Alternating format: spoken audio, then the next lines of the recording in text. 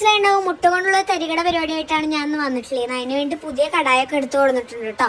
അതിലേക്ക് വെളിച്ചെണ്ണ ഒഴിച്ചിട്ടുണ്ട്. വെളിച്ചെണ്ണ ചൂടായി വരുമ്പോൾ പെരുംജീരകം, വെളുത്തുള്ളി, ഇഞ്ചിയും കൂടി ചേർത്തിട്ടുണ്ട്. പിന്നെ ഒരു സബോള ചെറുതാക്കി അരിഞ്ഞതും കൂടി ചേർത്ത് കുറച്ച് കരിവേപ്പിലയും വറ്റൽമുളകും കൂടി എടുത്ത് നന്നായി മിക്സ് ചെയ്ത് കൊടുക്കുന്നുണ്ട് കേട്ടോ. പിന്നെ നമുക്ക് ആവശ്യത്തിന് ഉള്ള എരിവിന് ആവശ്യത്തിനുള്ള പച്ചമുളകും തക്കാളിയും കൂടി ചേർത്ത് അടച്ചു വെച്ച് നമുക്ക് വേവിച്ചെടുക്കാവുന്നതാണ്.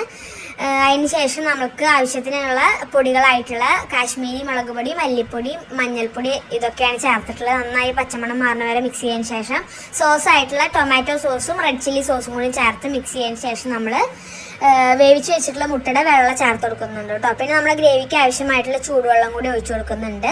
പിന്നെ ഞാൻ മുട്ടയുടെ ഉണ്ണിയും കൂടി ചേർത്തിട്ടുണ്ടായിരുന്നു. അതിൻ്റെ വീഡിയോ മിസ്സായിപ്പോയി. അവസാനമായിട്ട് തിളച്ച് വരുമ്പോൾ ഉപ്പും മല്ലിയിലയും കൂടി ഇട്ട് നമ്മൾ പരിപാടി അവസാനിപ്പിക്കുകയാണ്. അപ്പോൾ ഇതാണ് മക്കളെ മുട്ട മസാല. എല്ലാവരും ട്രൈ ചെയ്ത് നോക്കി ഫീഡ്ബാക്ക്സ് അറിയിക്കാം. അപ്പോൾ ബൈ.